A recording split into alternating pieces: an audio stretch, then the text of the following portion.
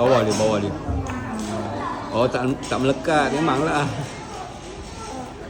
Oh ni kan. Ha. Yang dia buka mulut tapi dia Ush. Macam Iron Man lah. ni kan. Ha. Dia skeleton punya muka, lepas tu dia boleh Jadi lidah.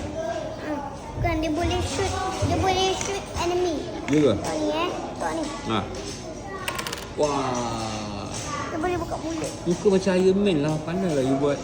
You buat Iron Man ke? Tengok ni. Dekat depan ni kan yellow tapi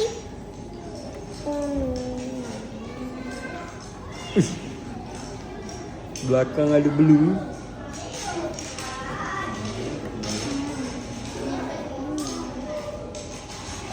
Pandai lah you buat. Mana you belajar semua ni? dia memang tak tahu. Dia memang tahu macam mana nak buat magic guna Lego. Jom bercakap dengan dia.